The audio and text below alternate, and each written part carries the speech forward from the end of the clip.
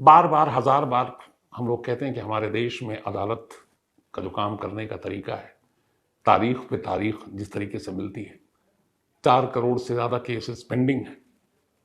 क्यों है? आज की जो कहानी है उसको सुनने के बाद शायद आप भी यकीन ना करें कि सच में ऐसा हो सकता है क्या।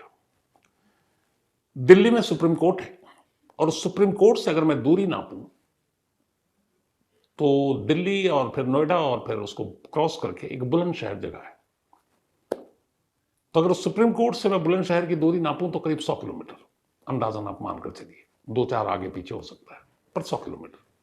यानी इस देश की सबसे बड़ी अदालत से एक दूसरी अदालत जो बुलंदशहर में है उसकी दूरी है 100 किलोमीटर। और इसी सुप्रीम कोर्ट से उस दूसरी अदालत के बीच में यह फासला बिल्कुल 100 किलोमीटर का होगा, लेकिन एक मुकदमा है जो पिछले 50 सालों से उस अदालत में आज तक शुरू नहीं हुआ, बल्कि शुरू होने का इंतजार कर रहा है। फैसले आने में बरसों लगते हैं, तो आपने सुने होंगे, लेकिन किसी मुकदमे का ट्रायल शुरू होने में 50 साल, और उसके बाद भी अभी शुरुआत नहीं, आज की तारीख में भी नहीं, कब होगी नहीं मालूम। ऐसी कहानियां कम ही मिलती हैं अदालत से बाहर आई हुई, लेकिन यह हकीकत है। तो यहां एक ऐसा कत्ल जो 12 साल के बच्चे का हुआ, उस कत्ल के मुकदमे की अभी शुरुआत नहीं हुई 50 सालों में। बात है 1972 की, 16 नवंबर 1972, 16 नवंबर 1972। इस बुलंदशहर के करीब एक जगह है सिकंदराबाद।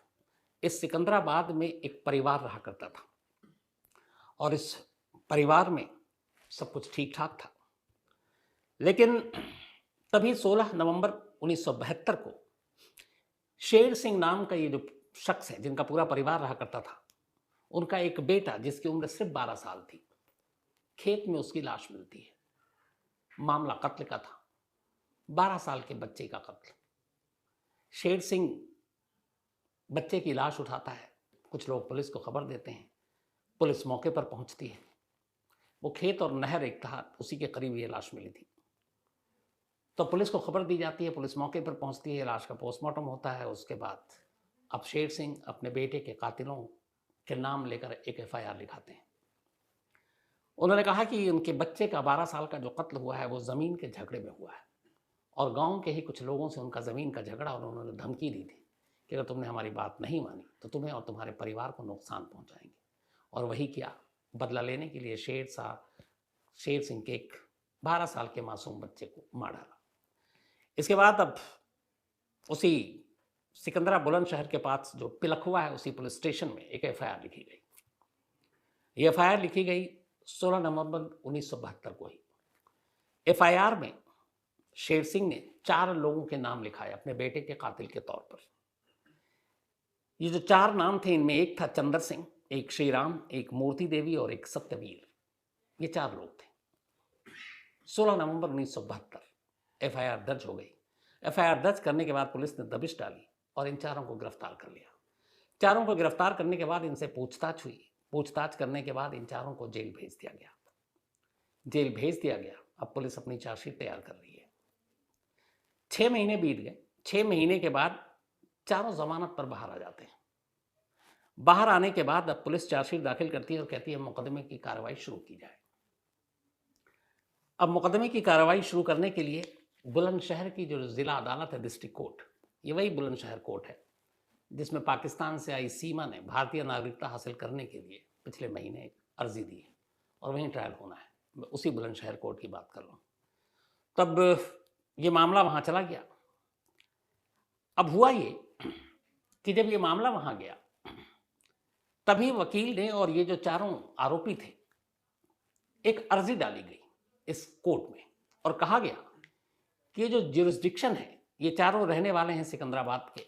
एक मामला उधर से मेरठ भी एक डिस्ट्रिक्ट में आता है, तो वक्त कम हो लगे और ज्यूरिसडिक्शन जो है वो किसी और अदालत का बनता है, तो इसीलिए मामले की सुनवाई बुलंदशहर कोर्ट में ट्रांसफर किया जाए। और ये पहले सिकंदराबाद और मेरठ में करना था। जो शुरुआत में मैंने कहा, बुलंदशहर कोर्ट में ये नहीं था, पहले मेरठ और उसमें था। अब उसमें अर्जी लगाई गई कि चूंकि चारों आरोपी वहीं के हैं और जो वादी हैं शेर सिंह वो भी बुलंदशहर के रीजन में आते हैं, तो कत्ल का ये मुकदमा बुलंदशहर की जिला अदालत में चले। अब एक इलाके से दूसरे, मतलब एक कोर्ट से दूसरे कोर्ट में मुकदमा चलना है, क्योंकि जुरिस्डिक्शन के हिसाब से मांग सही थी कि जहाँ कत्ल हुआ, जहाँ लाश मिली, जहाँ ये लोग रहते हैं, वो सब इसी न्यायालय के अधीन आते हैं। तब मामला हुआ कि नहीं, ये मेरठ या फिर उधर सिकंदराबाद की तरफ नहीं, बल्कि बुलंदशहर की न्यायिक जो न्यायालय है वहाँ पे ये मुकदमा चलेगा। तो अदालत ने सुना दोनों को, दोनों तरफ से सहमत, वादी भी प्रतिवादी भी। इसके बाद ये हुआ कि ठीक है, लेकिन अब बुलंदशहर कोर्ट के पास इतना पावर नहीं था कि वो अपने लेवल पर ये तय करे कि इस कत्ल के मुकदमे की सुनवाई किस अदालत में होगी, इसी में होगी या कहीं और होगी। तो बुलंदशहर के उस वक्त के जज ने एक अर्जी लिखी और भेज दिया Allahabad high court. Allahabad high court में उन्होंने ये भेजा, 1972 की बात हो रही है, बल्कि अब 73 आ गया था, 6 महीने बीत गए थे, ये नवंबर में कत्ल हुआ था, तो करीब ये अप्रैल मई की बात है। तो वहाँ भेजा गया सिर्फ ये लिखने के लिए इलाहाबाद हाई कोर्ट में कि 12 साल के एक बच्चे का कत्ल हुआ है, 4 लोग इसमें आरोपी हैं, चारों इस वक्त अब जमानत पर हैं, लेकिन मुकदमे का ट्रायल शुरू होना है। वाद विवाद इस बात पर है कि इस मुकदमे की सुनवाई किस अदालत में हो, बुलंदशहर में हो या किसी दूसरी अदालत में, तो आप हमें गाइड करें, आप हमें आदेश दें। ये इलाहाबाद हाई कोर्ट को बुलंदशहर की कोर्ट ने एक एप्लीकेशन लिख के भेज दी। अब सोचिए ये फैसला करने में या इसको वापस करने में कितना वक्त लग सकता है। भाई हाई कोर्ट है, कह देती कि नहीं आप ही कीजिए, चलो नहीं आपके नज़दीकी जो दूसरा कोर्ट है वहाँ कर लीजिए। 1973 में ये लेटर इलाहाबाद हाई कोर्ट को गया। आज 2023 है, 1973 और 2023, 50 ईयर्स, 50 साल हो गए। आज भी इलाहाबाद हाई कोर्ट से इस बात का जवाब नहीं आया कि कत्ल के इस मुकदमे की सुनवाई किस अदालत में होगी। 50 साल। और नतीजा ये कि इन 50 सालों में चूंकि इलाहाबाद हाई कोर्ट ने इस पर कोई नोटिस ही नहीं लिया, कभी जवाब नहीं लिखा, तो ये मुकदमा शुरू ही नहीं हुआ। सिर्फ इतना नहीं, 50 साल हो गए। जब 50 साल पहले इन 4 लोगों को पकड़ा गया था तब उनकी उम्र भी अलग अलग थी। जैसे एक उस वक्त 30 साल का, एक 35, एक 40। तो नतीजा ये हुआ कि 50 साल तक तो कुछ हुआ नहीं, फैसला हुआ नहीं। ये लोग फिर भी बुलंदशहर जब भी होता कोर्ट की एक औपचारिक कि आप लोग पेश हुई, ये जाते, हाजिरी लगाते हो, चले जाते, इनको कहा जाता कि एक बार इलाहाबाद हाई कोर्ट से फैसला आ जाए तो फिर मुकदमे का ट्रायल शुरू करेंगे, लेकिन फिलहाल हाजिरी लगानी जरूरी है क्योंकि 4 आप जमानत पर है। अब दोनों तरफ, जिसके बेटे का कत्ल हुआ वो शेर सिंह, और जो आरोपी हैं वो भी इस बुलंदशहर की कोर्ट में जब भी इनकी तारीख दी जाती, जाते, साइन करते और चले आते, मुकदमे की कार्रवाई शुरू नहीं हुई। धीरे धीरे वक्त बीतता गया, 50 साल बीत गए। इन 50 सालों में उस 12 साल के मासूम बच्चे जिसका कत्ल हुआ, उसकी माँ की मौत हो गई, इकलौता बेटा था वो। उसके बाद जिनकी शिकायत पर FIR दर्ज हुई, यानी शेर सिंह, उनकी भी मौत हो गई। तब उस बच्चे के परिवार की तरफ से मुकदमा लड़ने वाला उस परिवार में कोई जिंदा ही नहीं है, पहली चीज। अब आइए 4 जिनको पकड़ा गया, उन चारों में से जो अलग अलग, एक सत्यवीर 1973 में, मतलब जिस साल ये मुकदमा चलना था, शुरू होना था, उसी साल उसकी मौत हो गई बीमारी से। मूर्ति देवी एक लौती महिला थी इस मामले में, 2016 में, अभी 7 साल पहले उनकी भी डेथ हो गई क्योंकि उनकी उम्र हो चुकी थी। एक श्रीराम 2018 में, इनकी भी डेथ हो गई। अब सिर्फ एक बचे इस पूरे मामले में, जो FIR लिखाया, जिनका बेटा था, वो शेर सिंह इस दुनिया में नहीं है, उनकी पत्नी की पहले ही मौत हो चुकी है और कोई परिवार में है नहीं जो अब मुकदमा लड़ेगा। जो 4 आरोपी थे जिनके ऊपर कत्ल का इल्जाम था, उनमें से 3 मर चुके हैं। अब सिर्फ एक बचा है इस पूरे केस में, और जो एक शख्स बचा है इस वक्त उसकी उम्र है 80 साल। नाम है चंदर। ये 4 लोगों में से एक है। जब ये कत्ल हुआ था तब इनकी उम्र थी 30 साल, अब 80 साल के हैं। अब चंदर अभी भी हाजिरी लगाने लास्ट तक इसी बुलंदशहर कोर्ट में जाया करते हैं। अब उन्होंने अभी पिछले हफ्ते एक अर्जी लगाई है बुलंदशहर की कोर्ट में कि अब मेरी उम्र 80 साल हो गई, मैं बूढ़ा हो गया हूँ, बीमार हूँ, अब मुझसे बार बार गांव से इतनी दूर कोर्ट तक जाया नहीं जाता, इसलिए मुझे माफ़ कर दिया जाए। अब ये अर्जी गई, अब वकील साहब से पूछा गया इस अर्जी पे क्या होगा, तो अब यहाँ सवाल यह है कि माफ कौन करेगा। ये केस ऐसा हो चुका है। क्यों?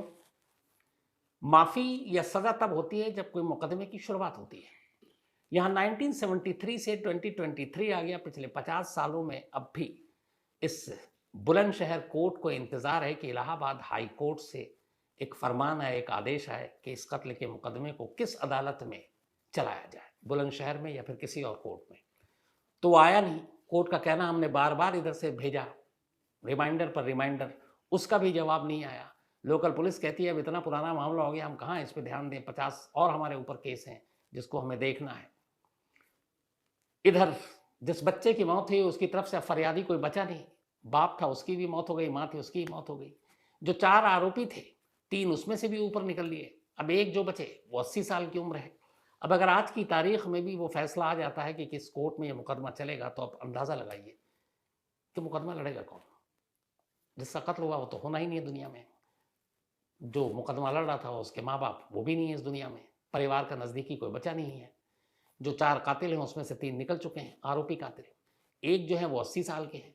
तो वकील किसके लिए, किसकी तरफ से क्यों लड़ेगा? और अगर आज ये शुरू होता है तो जिस केस को शुरुआत होने में भी अभी 50 साल हो गए, शुरू नहीं हुआ है, अगर ये शुरू भी होता है तो आने वाला कितना वक्त लगेगा, अंदाज़ा आप भी लगाइए। तो ये जो चौथे बचे हैं इकलौते, 80 के हो चुके हैं। अगर मान लीजिए अभी कल से ये मुकदमा शुरू होता है और कम से कम 10 साल में भी फैसला आ जाता है, तो ये 90 पार कर जाएंगे। तो फिर ऐसी सज़ा, ऐसे इंसाफ, ऐसे मुकदमे, ऐसी कार्रवाई, इसका कोई मतलब बचता है? ये एक केस पूरी हमारे जुडिशियल सिस्टम में किस तरीके से काम होता है उसकी एक बानगी बन है। तो कहानी में इतना ही।